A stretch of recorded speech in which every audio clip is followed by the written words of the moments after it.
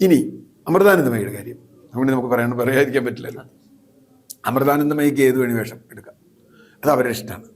നിങ്ങൾക്ക് അമൃതാനന്ദമയി ദൈവമാണെന്ന് കണക്കാക്കാം, എനിക്ക് ഒരു മനുഷ്യ സ്ത്രീയാണെന്ന് കണക്കാക്കാം. ഓരോരുത്തരുടെ വ്യക്തിപരമായ സ്വാതന്ത്ര്യം മുഴുവൻ കെട്ടിപ്പിടിക്കുക ഉമ്മയ്ക്കുക ഒക്കെ ചെയ്യാം. പക്ഷേ സജി ചെറിയാനും പോവാം, എനിക്കൊരു വിരോധമില്ല. സജി ചെറിയാൻ എന്ന വ്യക്തി അമൃതാനന്ദമയെ കെട്ടിപ്പിടിക്കുന്നതിന് എനിക്കൊരു വിരോധം. അല്ലെങ്കിൽ ഞാൻ കെട്ടിപ്പിടിക്കാൻ മോശം അർത്ഥത്തിലല്ല കേട്ടോ.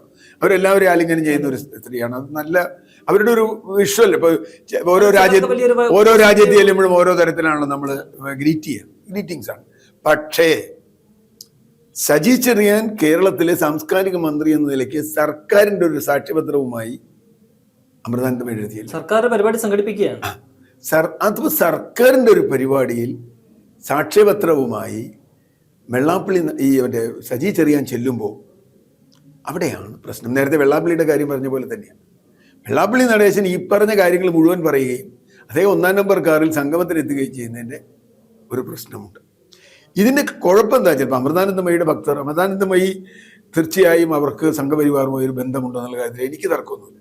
ആളുകൾ വിശ്വസിച്ചാലും വിശ്വസിച്ചില്ലെങ്കിലും അവർക്ക് അങ്ങനെ ലോകം സമസ്ത സുഖിനോ പോകുന്നു എന്നൊക്കെ പറയുമെങ്കിലും സംഘടനാപരമായി അവർക്ക് സംഘപരിവാറുമായി ബന്ധമുണ്ട്. ഇത് ഞാൻ പറഞ്ഞതല്ല, ഇത് പറയുന്നത് ജോൺ ബ്രിട്ടാസാണ്.